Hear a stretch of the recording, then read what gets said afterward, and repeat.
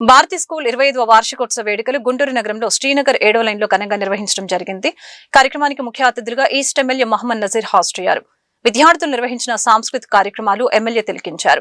అనంతరం ఎమ్మెల్యే మీడియాతో మాట్లాడారు. గత 25 సంవత్సరాలుగా తమ పిల్లల్ని భారతీ స్కూల్లో చదివిస్తున్నారంటే అది నిర్వాహకులపై ఎంతో నమ్మకం ఉండబట్టేనని అన్నారు. 40 మంది పిల్లలతో ప్రారంభమైన ఈ భారతీ స్కూల్ అంచెలంచెలుగా ఎదుగుతూ నేడు 400 మంది పిల్లలకు చదువు చెప్పడం గొప్ప విషయమని అన్నారు. చదువు ఒక్కటే ముఖ్యం కాదు, దానితో పాటు మల్టీ టాలెంట్ ఉన్న పిల్లలకు మంచి అవకాశాలు ఉన్నాయని చెప్పారు. కూటమి ప్రభుత్వం మంత్రి నారా లోకేష్ విద్యారంగంపై ప్రత్యేక దృష్టి కేటాయించారని ఈ సందర్భంగా తెలియజేశారు. పిల్లల భవిష్యత్తు కోసం ఒక మంచి స్కూల్ ఎంచుకోవడంతో పాటు వాళ్ళని వాళ్ళ కాళ్ళ మీద నిలబడే విధంగా ఆత్మస్థైర్యాన్ని పెంపొందించుకునే విధంగా మనమందరం పిల్లల్ని ప్రోత్సహించాలని ఈ సందర్భంగా కోరారు.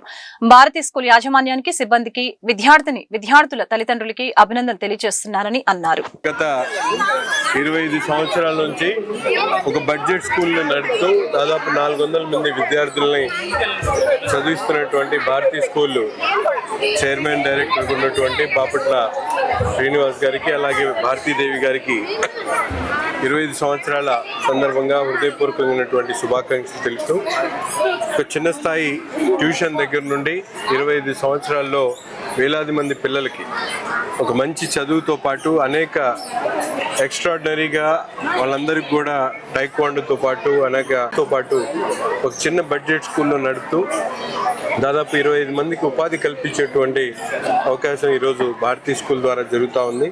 ప్రభుత్వం కూడా ఇటువంటి స్కూల్స్కి పూర్తిగా సహకారం అందించాలనే ఆలోచనతో పాటు ఈరోజు మనందరికీ కూడా తెలుసు, గౌరవ ముఖ్యమంత్రి గారు కూటమి ప్రభుత్వం ఏర్పడిన తర్వాత రాష్ట్రంలో ఉన్నటువంటి ప్రతి ఒక్క విద్యార్థి కూడా కేవలం ఆర్థికంగా ఇబ్బంది పడి చదువుకు దూరం కాకూడదనేటువంటి ఆలోచనతో తల్లికి వందనం కార్యక్రమం ద్వారా 65 లక్షల మంది పిల్లలకి ఈరోజు తల్లికి వందనం కార్యక్రమం అందిస్తున్నటువంటి పరిస్థితులు ఉన్నాయి. తప్పకుండా ఈ రాష్ట్రంలో ఉన్నటువంటి ప్రతి ఒక్క బిడ్డ కూడా విద్య ద్వారా ఉన్నతమైనటువంటి స్థాయికి ఎదగాలి. కేవలం ప్రభుత్వ పాఠశాలలు కాకుండా ప్రైవేట్ పాఠశాలలు, ఇటువంటి బడ్జెట్ స్కూళ్ళు కూడా పూర్తిగా సహకరిస్తూ ఈ ప్రభుత్వం తప్పకుండా పాఠశాలలో చదివేటువంటి విద్యార్థులకు అన్ని అవకాశాలు కల్పిస్తామని తెలియజేస్తారు.